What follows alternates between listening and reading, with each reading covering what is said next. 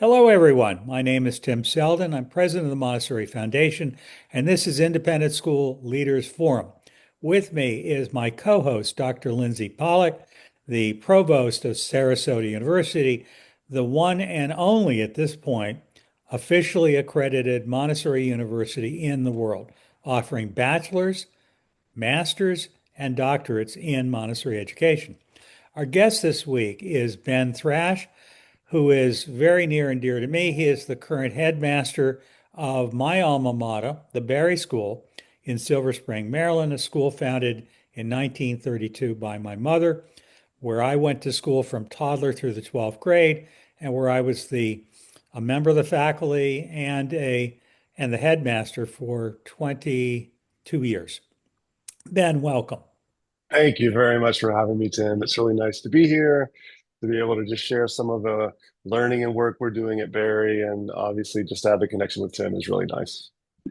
Well, I must say that, years and years ago, the Montessori Foundation began to collaborate with the International Baccalaureate organization. We've recommended to many Montessori schools and people like Jamie Wheel and uh, Michael Strong and others who have been pioneers in the Montessori world, David Kahn. We all tended to feel that we probably needed a diploma to add extra value to our Montessori high school emerging community.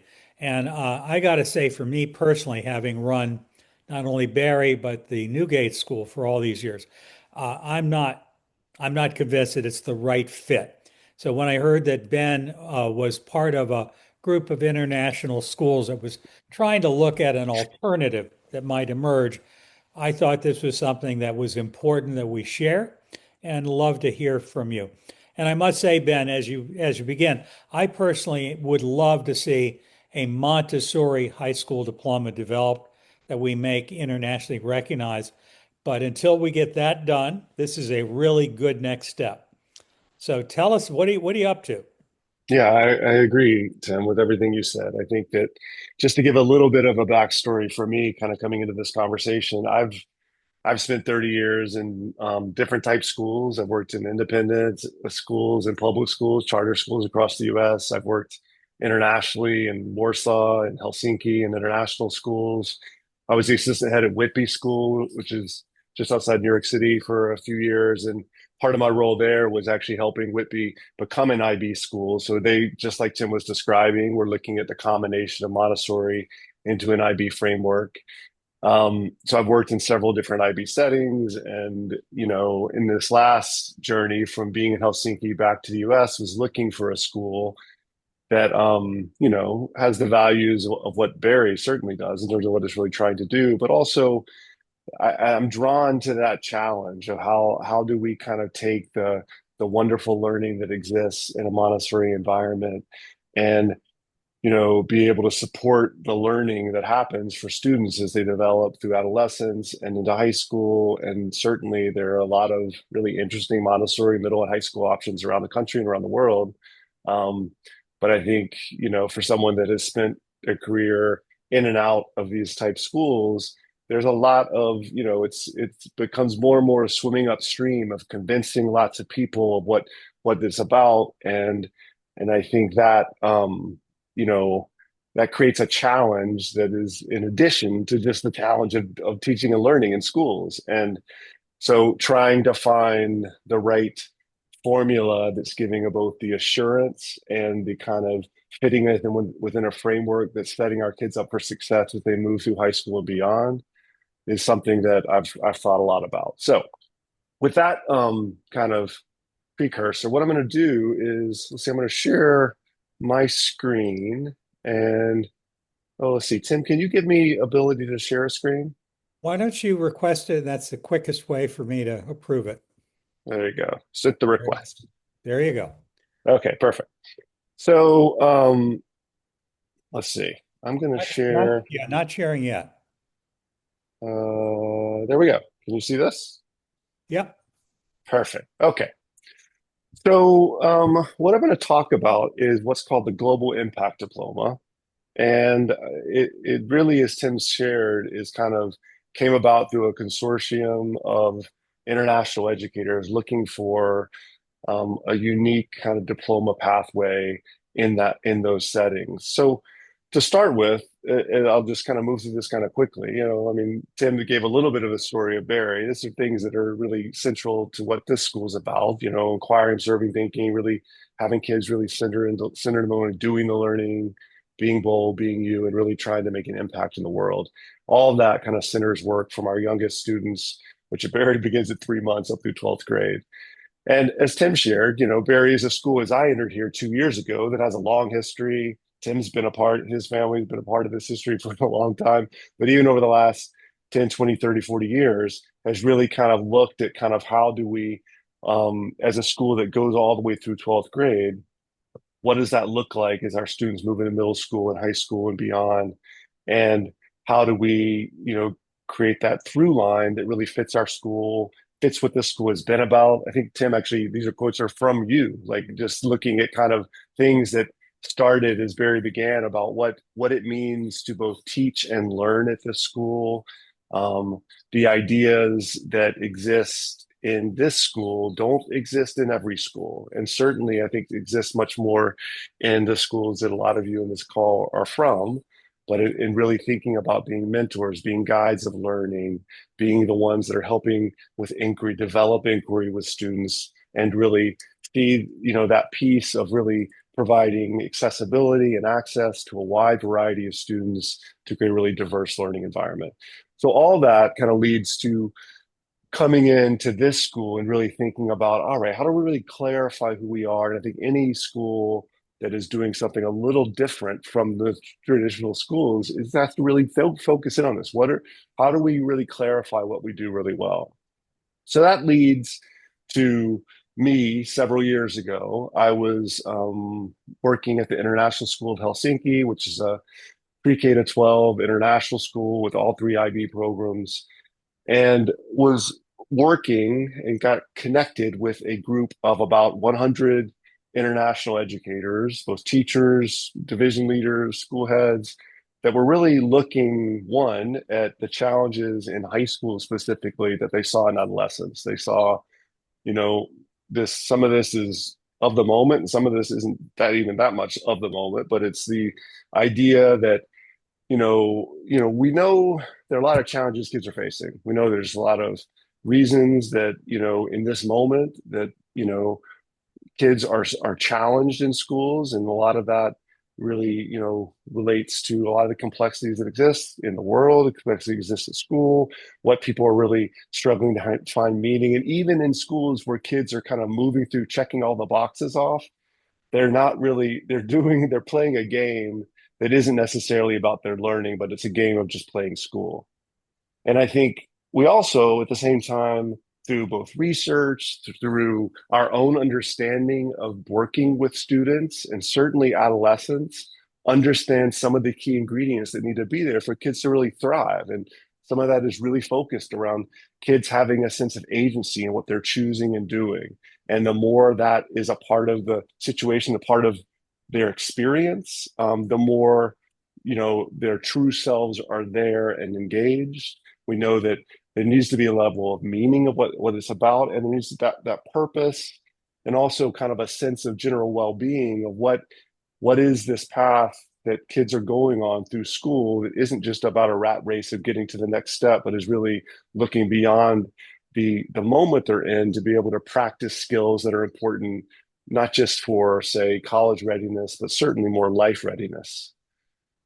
And I think it's also important to remember that at that time, and just kind of in our saying, we got a lot of stuff happening in schools. Like if you look at what schools are doing, what they're facing, you know, there's a lot of, the conversation about the future of schools is there. People are always talking about how schools will change. But I will say, at least in my career at this moment, if I look ahead over the next 5 to 10 years with shifts in both technology and the complexity of the world, I just see it as a moment different from other moments, that some things are really going to shift and need to shift in schools. And I think some of this exists really clearly already in a lot of Montessori environments, understanding that of really developmental frame of learning, that we're not just marching through at everyone at a certain spot, moving on a very linear path. That's not how learning works. That's not how people grow. We know that teachers really need to be thinking about not so much being the experts in certain domains, but much more the experts in learning and the experts in diagnosing and helping students move forward, personalizing learning in lots of different ways. And I think this doesn't look at all, revolutionary for Montessori teachers. This is like, yeah, this makes sense, but this is not the experience in most schools. And certainly this piece of design thinking, understanding that as we move forward, it's really, and this is for anyone leading and working at schools, the idea that we can sit here and set 5, 7 year plans for what this looks like of moving forward in a direction, I think is less and less realistic. It really is more about setting a direction and having a much more iterative process of how you're moving forward with change in schools. So all of that is to kind of share, this group of educators kind of coming together, asking what is school for, what's school for today, what should it be for tomorrow. And I think here at Barrie, it's really led us to think about this kind of diverse, meaningful pathways as students move through our school, really being able to lean into the individual talents and passions of students, and how do we cultivate those as a center part of the experience for students as they move through our school, and certainly up through high school. And then what does this look like that isn't just about, preparing them for the next step, but also for life readiness. So as I described, this group kind of came together that I was a part of, and really asking these questions, recognizing the stress, the agency, the lack of agency, and in a lot of ways, a lot of innovative and interesting things were happening in individual schools, but those schools are just living in their own silos and existing, and that change element is much more about the bandwidth and expertise within that school, but very little ability to expand that or build on others, because you got your own little context you're running in. And I think trying to break down some of those silos is what this group was really trying to do. So this consortium of schools, which existed, for international schools spread across really the entire world, that came together, were asking these questions. And really, this is a set of the schools that currently exist that have all been a part of developing the Global Impact Diploma. So you see, schools ranging from different sizes, from smaller 100, 200 student international schools to 1,500, 2,000 student, international schools. But each of them with educators asking this question of what does this look like for our students, and how could we do this better? How do we thrive in a time of unparalleled complexity and accelerating change? What should we be doing in schools to really address these issues? What we're doing, kids are finding success in, but are we prioritizing the right things? So what this led to was basically a commitment from these educators to kind of come together and through a number of design sprints and virtual work over the course of about 6 to 12 months. This group really developed a diploma pathway built around agency, meaningful learning, and well-being. And so what the idea was that they wanted to develop a framework that different schools could step into and be able to access and pilot different things in their own setting based on a wide variety of different type schools, but all kind of committing to this multi-year framework. The idea that there would be a set of courses called, collaboration for impact courses, where students are choosing courses around entrepreneurial thinking or, leadership for impact, and really understanding in some really interdisciplinary ways, both themselves and how they kind of fit into the complexities of learning outside of specific disciplines. At the same time, being able to give opportunities for kids to kind of take some select some courses that really connect to their own passions and interests. And this is what I see in my own experience happens in a number of Montessori high schools, of really being able to lean into that piece and do that really well. And through really the school, whether it's individually through courses and elective opportunities and pursuits that students are able to do within a school, or connecting to other organizations to provide that, allowing students to select that sort of specialization that connects to passions they have.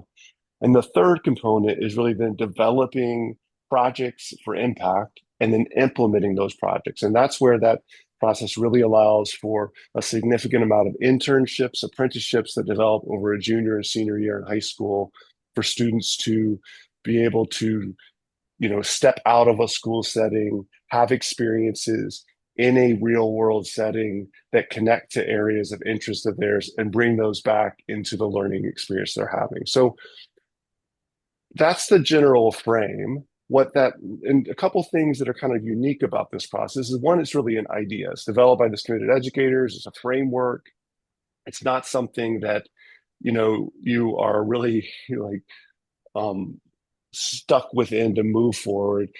A range of different schools can choose to be a part of this consortium, and I think that's where it's pretty flexible in that sense. And really large, well-established schools, in some cases, some of these international schools are really saying, hey, we'd like to maybe develop a pathway that would work for 10, 15 students going through our upper school. Other schools, for example, like the school I'm at Barrie, we're actually saying, actually, this is the framework we want for all of our students. So we're a much smaller high school of about 50 students. So we're saying as kids move through our high school, we want all students to experience this framework and really be able to earn this Global Impact Diploma. So they're earning it alongside our Barrie diploma, and we're kind of giving this dual diploma opportunity for students as they move to our upper school. Schools can also choose to just, be a collaborating school. If they're like, hey, we just kind of want to pilot this, maybe try this course, try this out, see what this can work, and maybe just working with this consortium will help us give us some more ideas about what we can do. Other schools go fully into being a diploma school, but all of it is based on agency, meaningful learning, well-being, and it's all competency-based. So just like Tim was saying with mastery-based learning, I think the idea is that students are really focusing in on these 6 core competencies that really guide the global impact learning. And one of the things I love about these competencies that really as I was learning about Barrie, seeing what the questions we're asking and what would be good fits for our school, we looked at a lot of IB options. We looked at different scenarios. What was really great about these competencies is I can put them in front of our, primary teacher, our lower elementary teachers, and easily they're like, hey, this is work that, this is learning that's happening in my classroom right now as I work on a 3-year journey with my kids. And we're practicing these skills, and this is what this looks like.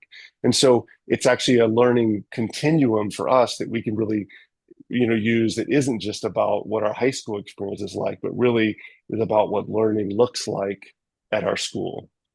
And so assessment, and then, as kids move through the process of middle and certainly upper school, feedback they're both giving themselves and self-reflection and through learning guides is based in these core competencies.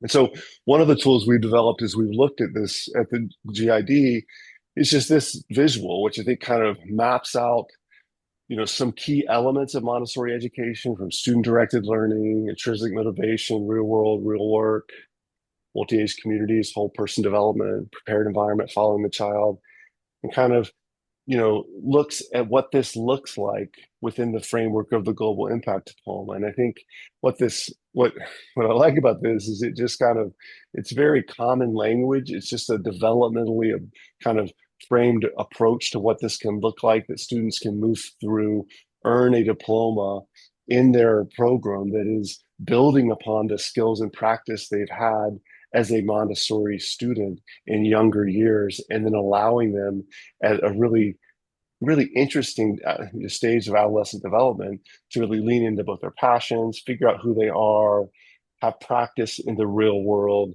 and all those skills that are helping develop a skill set for both university work and beyond.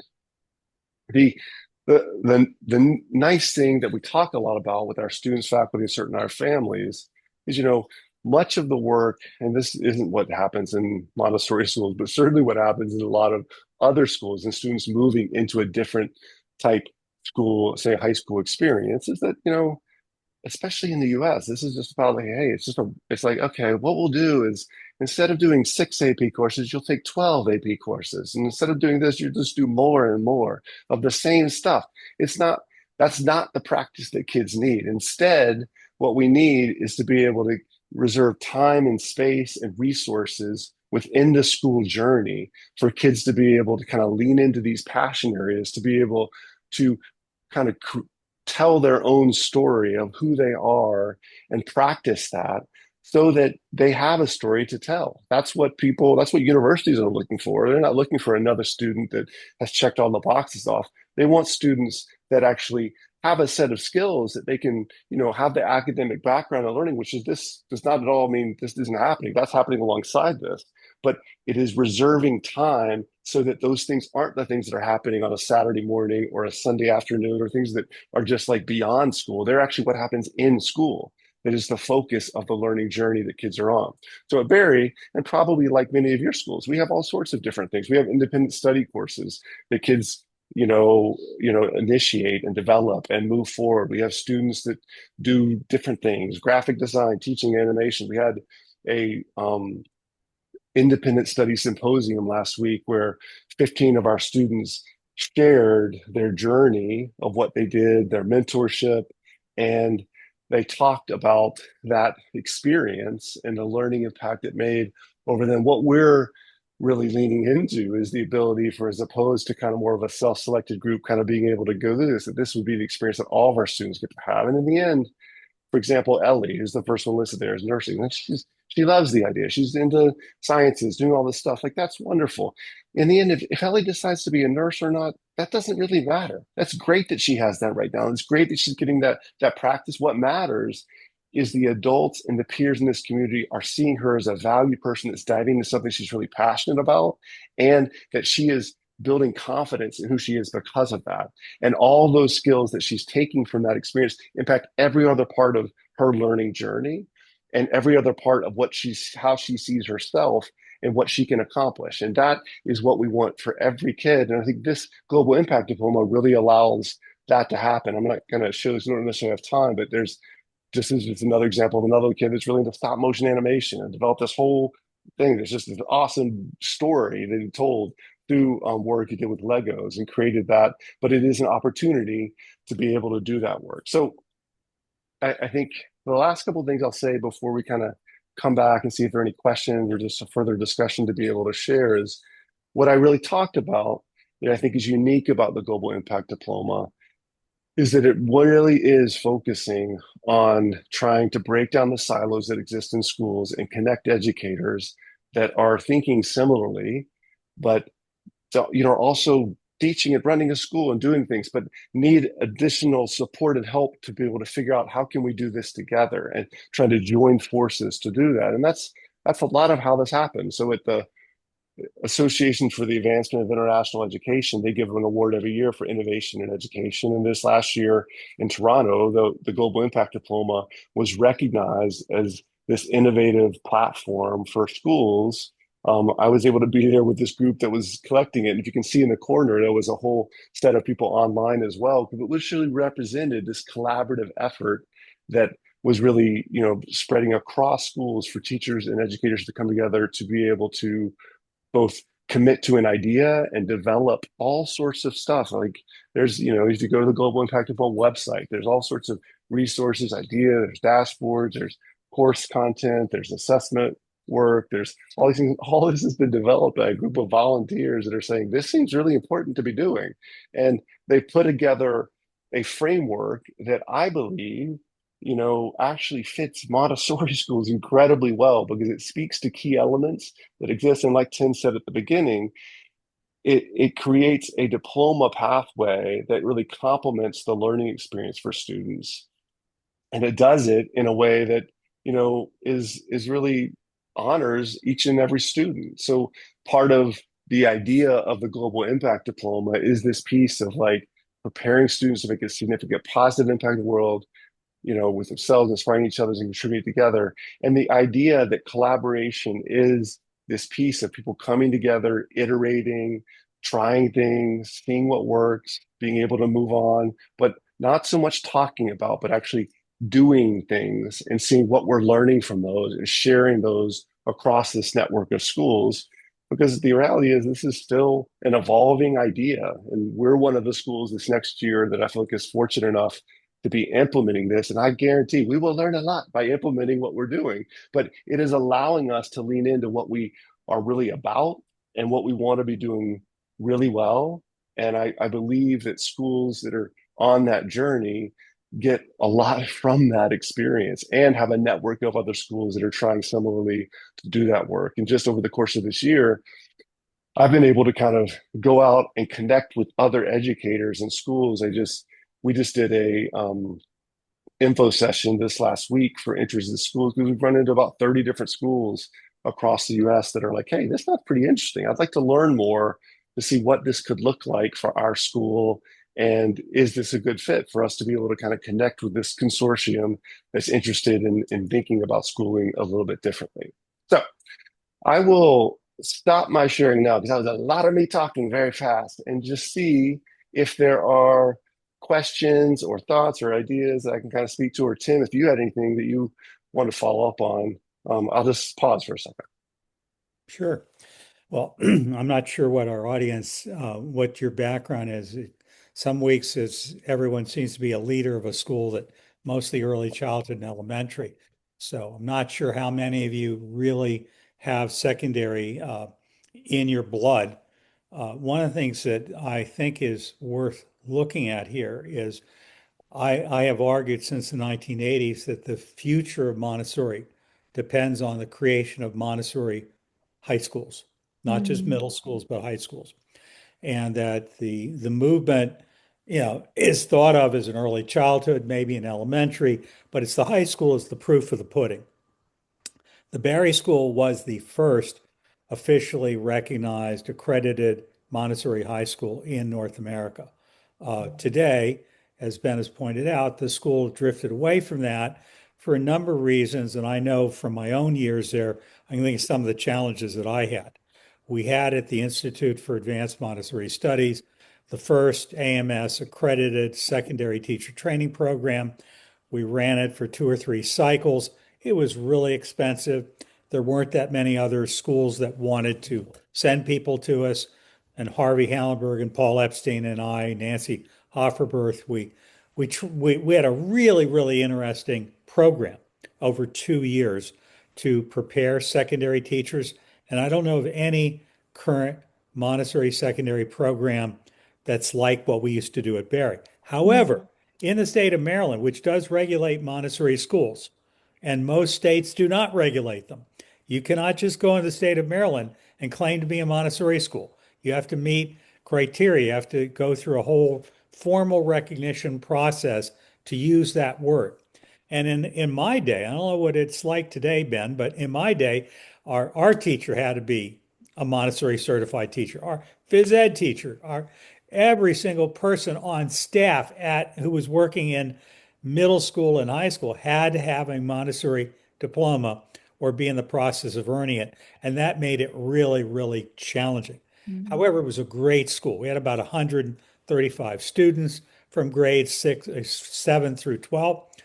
It was really vibrant. People were coming from all over the world to be there. And one of the challenges that I think every single private independent Montessori middle and high school has is the concern that parents and students have of one, will I have friends? Two, what makes this any better than something else? And three, how will colleges look on this weird thing?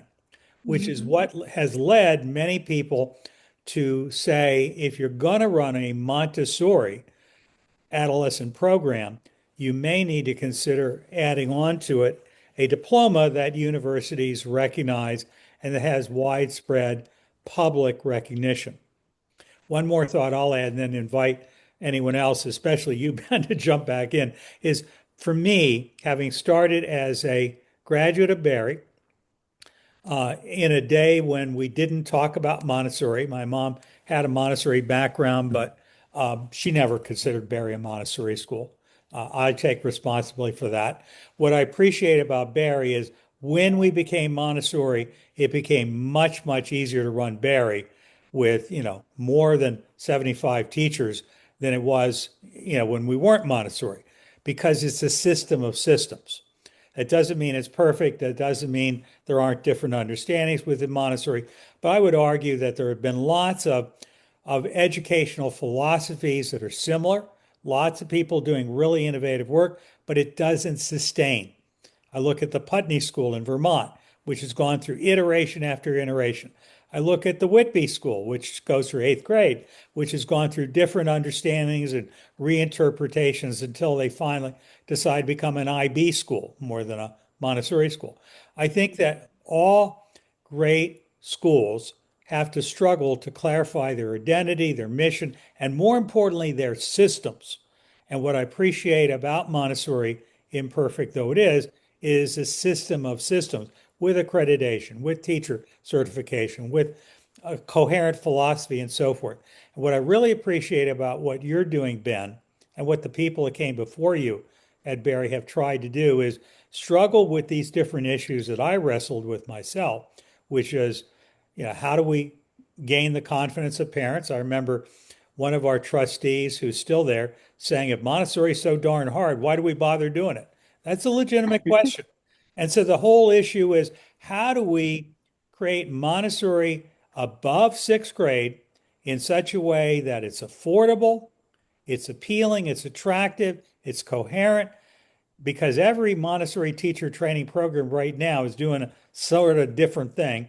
And there is no one curriculum for Montessori at the secondary program.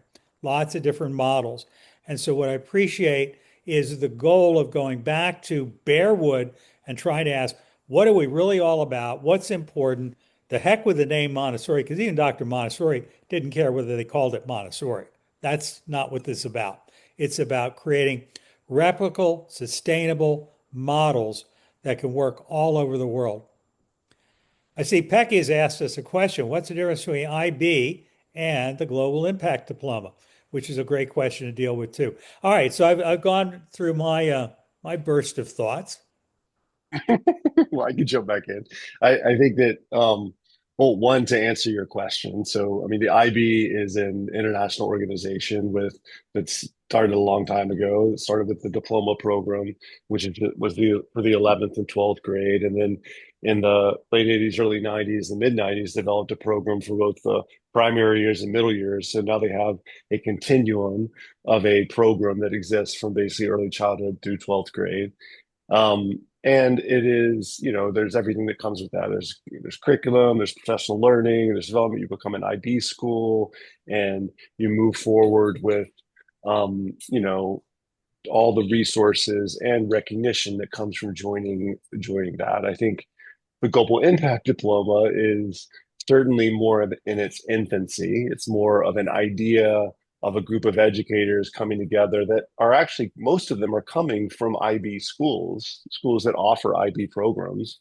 And they're kind of looking at what the school is offering and thinking, I mean, there's a lot of great things about the IB, but there are also some compromises you're making, especially as you move into the high school and to the 11th and 12th grade portion of that program, which is very focused on a much more, I think, of the IB programs, which I've worked in all of them, the diploma program really is much more explicit and kind of scripted in the framing of what you're really going through. You have a set of courses that you choose, but then you spend a 2-year window really digging in to go really and do some deep academic work in those areas. But, the idea is you're kind of coming out of that program, going through assessments and really basically completing a first year of university by the time you finish high school. And I would argue, I'm not sure what the rush is. I'm not sure why we're expecting kids, 18-year-olds, to all of a sudden be 20-year-olds, but that is the kind of path that it does. And my son went through that, had great experience. He did all that.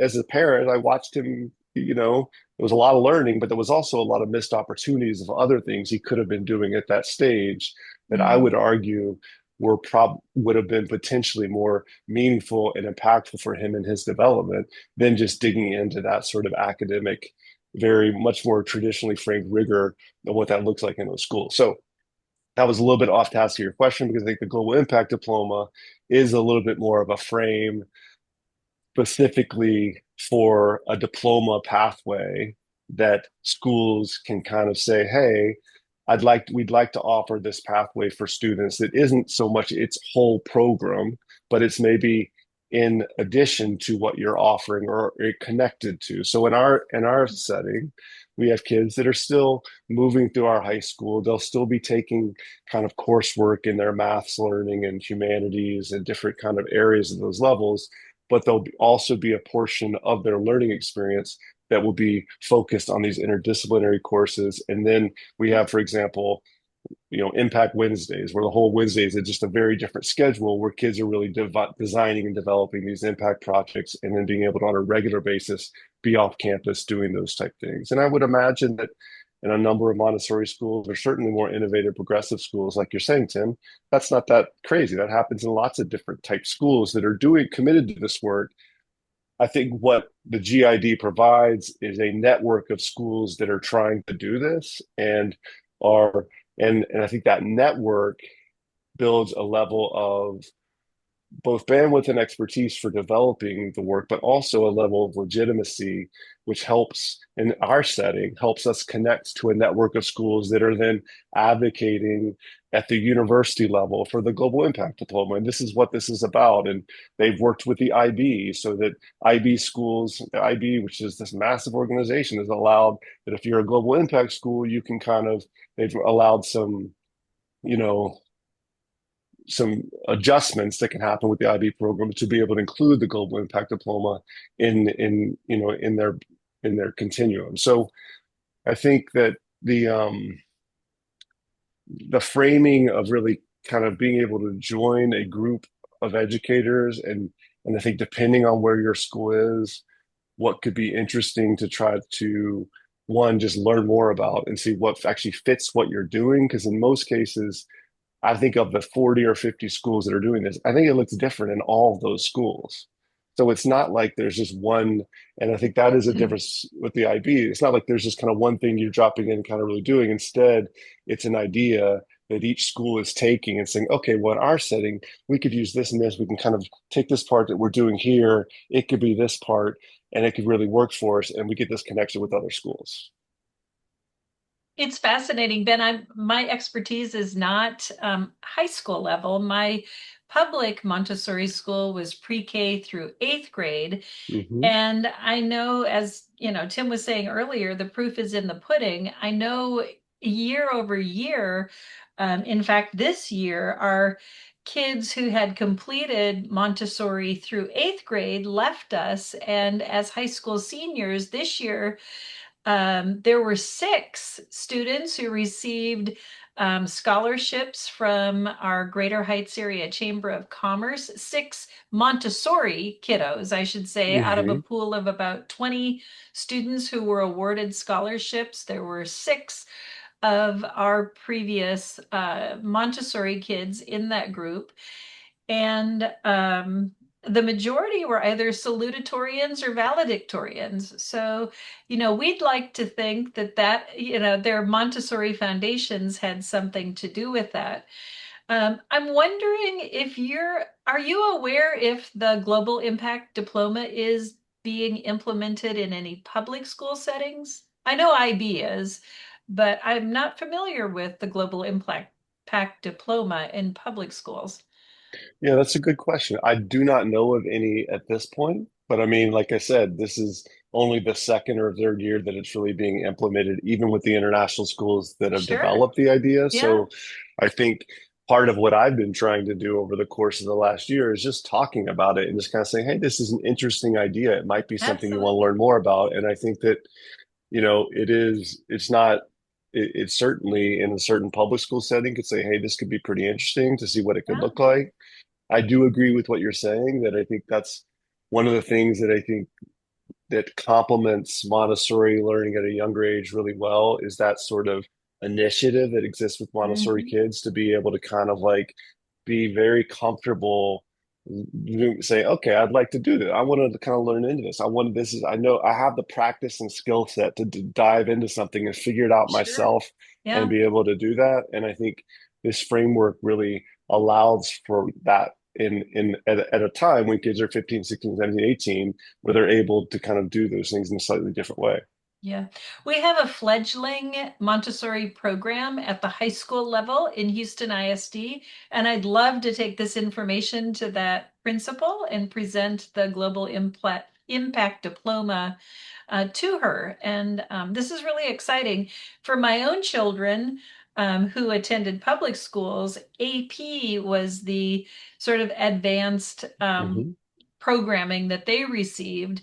And their experience, again, they were very busy with lots of other extracurricular activities, and they spent a lot of time into the wee hours with AP assignments and whatnot.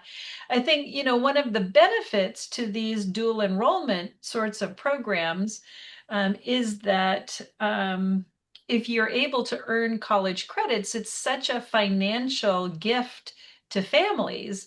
I know at Sarasota, we are developing a partnership with Montessori High School where we hope to be able to offer college credit for our students at a much reduced rate. And of course, we don't want kids to get into too big a rush and miss out on the beauty of childhood. And at the same time, we recognize that higher ed opportunities are becoming farther and farther out of reach for many families as the costs continue to increase. So, certainly there are benefits to families if their children can earn college credit while they're still in high school. No, without a doubt. And I think that that is kind of one of the nice things with the Global Impact Diploma is it can partner with AP schools, with IB schools. With in our case, we have neither. We just have kind of our own bespoke curriculum at the high school level, so it partners with that. So it's not really, it doesn't, whatever that looks like in a school setting, it can kind of work with. I think that actually, I was thinking back at one of the conferences I was at. I was with some people from Auti International School, which is in Uh-huh. Houston, Yes. and um, and that's a very large international school. But Yes, it is. similarly, they were kind of they were kind of interested by the idea as well because I think it does speak especially to I would argue something that's actually really relevant for all kids, but I think, especially in a lot of those IB settings where Mhm. there are kids moving through that the full framing of what an IB diploma or say a set of 8, 10 AP courses just isn't going to fit some learners and their learning and how they learn and what works Sure. best. And this allows for more flexibility for kids to still pursue things at high levels, but have a little bit more of a different framework to both express understandings because it's competency based and Sure. for the type skills they're practicing are a little bit broader. And I think what happens in a lot of the AP and IB settings at that point they narrow down even more to say, all right, Mhm. well, you're really going to practice this sort of stuff and get really good at it. Right. And you practice it good at it, but you're missing a lot of other opportunities. Agreed. Yeah, I love the interdisciplinary aspect. Yeah. I think one thing that should be thrown out is just to go back to, again to Bear Wood. If you really think about what is the purpose of school and the Hmm. traditions that we see in most of the world, we have it as if it's a career path. You're on a direct career path. You're going to work hard, you're going to master skills, you're going to pass certain milestones, get your union card, go to university again. But you started, Ben, with the book The Anxious Generation. And Hmm. if we remember that Maria Montessori was a psychiatrist, and some people see her in different lights. They see the fact that she was born Catholic. They forget that she would have probably considered herself something more of a theosophist or someone who was a universalist. But the bottom line is she was certainly spiritual. She was very focused on the idea of peace and mental health and equality and the idea of a better world, a more balanced way of living in the world of nature and living with each other and finding common ground with people who would otherwise we would turn them into our enemies. And if we think back, the fact that she did not create high schools herself, the ones that exist were founded in the 1930s, early 30s in Holland by Montessori parents who said, we want our kids to continue. And they started basically saying, what might it look like if we continue on? Hmm. And those schools are still existing today. But we look at the lectures called the Erdkinder lectures, which is a series of lectures about the possibilities of adolescent education and what might happen. And we end up with the Erdkinder philosophy, which is really connected to the land school movement of Northern Europe. The whole idea of getting kids out of the city into the country, sort of outward bound, learning to work the land, learning to live in kind of a stylized kibbutz, a village where they would learn social life and learn how to try on being an adult without being turned loose to do whatever they want. But they learn the dignity of manual labor, develop interests, skills, arts, but more than anything else, learn community life. And one of the things that we did at Barrie years ago was we struggled with the fact that we weren't a residential school. Parents weren't looking for a residential school. They couldn't afford it. And so the whole issue of how do you help children achieve happiness, contentment, a sense of agency, of being seen, without getting caught up in the patterns that really started during the Industrial Revolution in both public and private schools, very different streams. What we wanted for the blue collar worker was compliance and obedience. What we wanted for the wealthy was certainly compliance, but within a different level of life.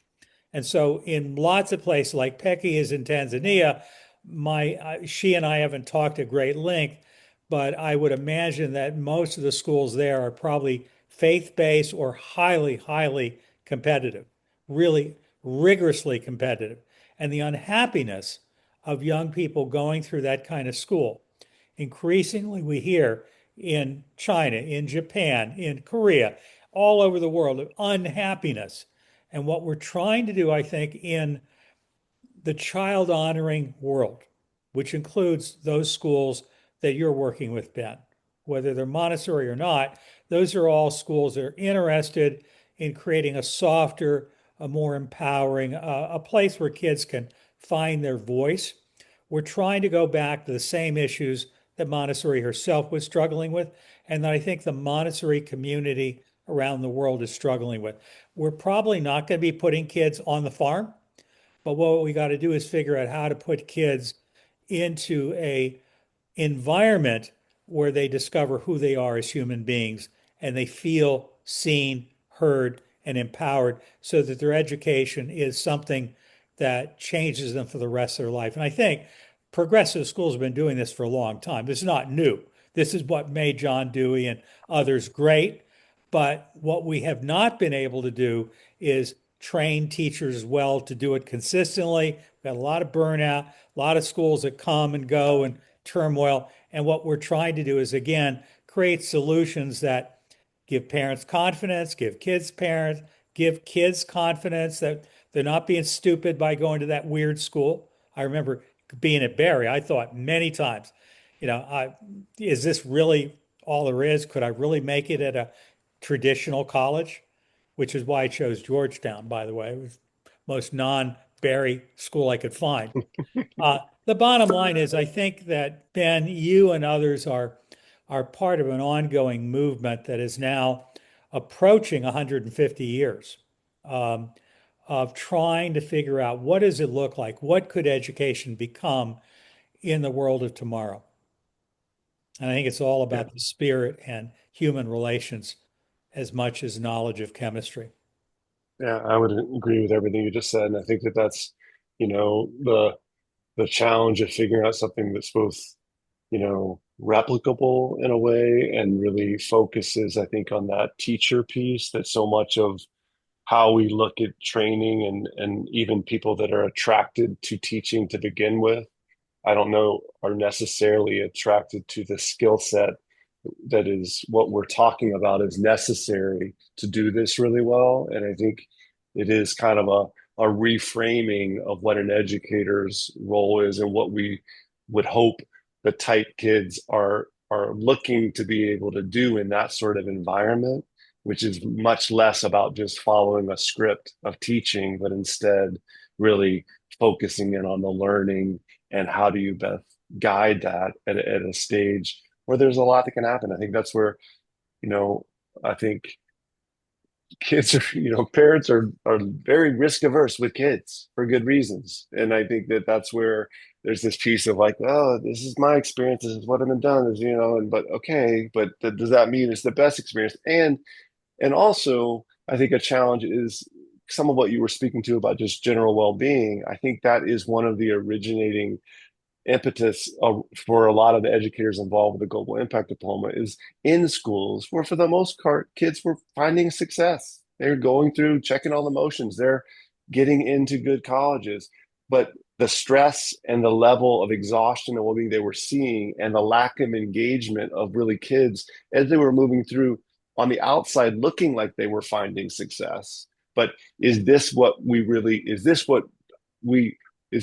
are we prioritizing the right things that this is what you have to do to kind of get that? And it's kind of, I think that's the bigger question, that if you could actually, you know reframe and rethink what practice can look like at that stage, what other doors could that open for kids, that is just maybe more constrained in the environment of most schools and what they look like. And I think honestly, this is back to what I was saying earlier. I think that both high schools and certainly universities I think there's a couple factors heading into universities around the world, but certainly in North America, there's, projections of fewer and fewer students. I mean, right now, universities are looking ahead to about 15 years and saying there's kind of a low point in the number of students and all the expansion of your stuff. I think there's going to be a lot of universities that just aren't going to be able to make it and are going to have to really break up the approach of what that looks like and what different pathways could look like for kids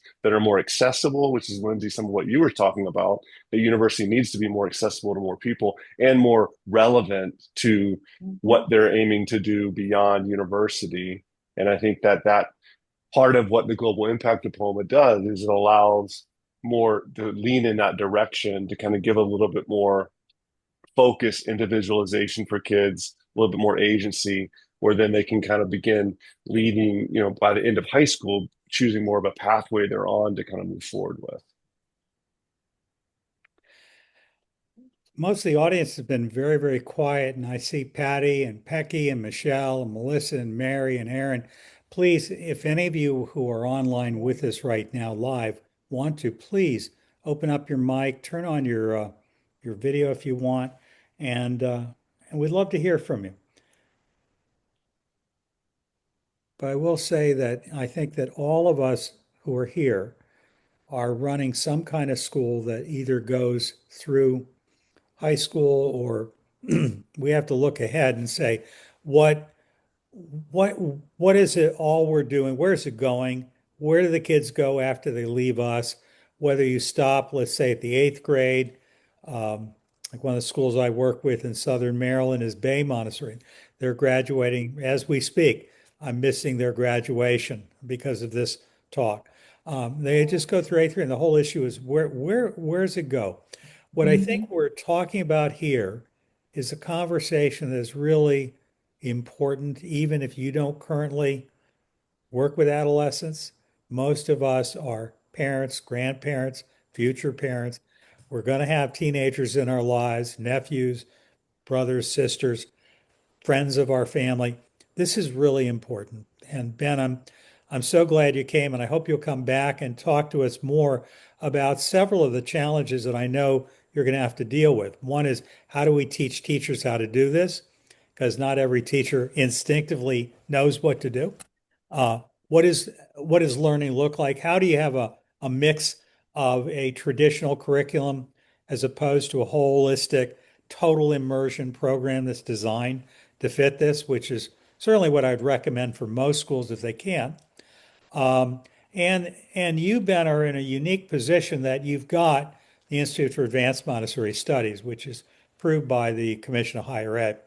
And so you have the ability, if you want, to either do in-service training or full-scale AMS credentialing, if you want, to either give people full-scale Montessori credentials or an off-brand, maybe a summer institute in innovative, experiential, project-based learning like Harvard does during its summer institutes. Whatever you Well, do, it's all good. Yeah, well, thanks, Tim. And I will say that just on that last note, like that is one of the things we're kind of thinking carefully about. We've applied for a grant with the E. Ford Foundation to be able to um, do two different things that I think are connected to what we're talking about. One is to kind of help Barrie be a little bit more of a collaborative hub for this global impact idea in North America, and to be able to kind of connect schools and educators that are interested in what this looks like at the adolescent stage, and to be able to both virtually and in person provide, to really lean into the professional learning that we're talking about that is necessary. And because we have an Institute for Advanced Montessori Studies, to be able to kind of use that framework and think about what would that look like to be able to develop both the bandwidth and expertise for educators to think around community partnerships, to think about competency-based learning at this level, to think about, even, at the upper school level, how do we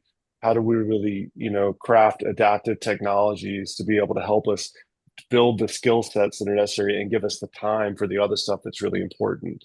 And I think all that is stuff that a lot of schools and educators are thinking about, but there's currently not sure the right level of focus on education and training for the adults to help us figure out how best to do that and learn from each other. So that, and the second piece is really launching an impact study with the Institute for Global Learning that is really focused on kind of getting some benchmark data as students and teachers enter into us implementing this program, and then tracking that over their time in the program, and then actually in the next 4 to 6 years after graduation, because so many of the competencies that we're really focusing on are not things that you just say, okay, 2 months later, we can check that off. We are good at that. No, that there's stuff that everyone on this call is still working on. So it's like having a longer range view of putting practice in at this stage. What can that look like as kids head into university lives and even beginning work lives of that impact? So that's pretty exciting stuff. If anyone here is really interested in kind of connecting and learning more, feel free to reach back out. But I definitely have enjoyed this time to just be able to share and talk about what we're doing. Always delighted to have anyone from Barrie join us. It's good to see you, Ben. Anytime we can help, just let us know. Okay, All thanks, Sam. right. Thanks, Lindsay. Nice to meet you, Ben. This has Nice to been meet you. great. Thank you so much. And for our audience, I hope to see you all next week when we will be talking about strategic planning. There you go. And I'm going to try to lead you through that and explain to you why strategic planning shouldn't be done the way it's typically done, which, in my opinion, is often the blind leading the blind. I don't know. What do you want to do tonight, Ben? Maybe we ought to build a toddler program. Maybe we need an indoor pool. Anyway, I we'll have see you seen it next week. happen. You're right. You're right, Tim. I know you're going to lead us through some successful strategies for strategic planning. One of our sayings at the foundation is clarity is the key to success. Ben, thank you again for making time to join us. Hope you'll join us often. We certainly would welcome you. All right. Thanks, everybody. Thank Bye-bye. you. See you next week. Thank you, Aaron. Bye-bye.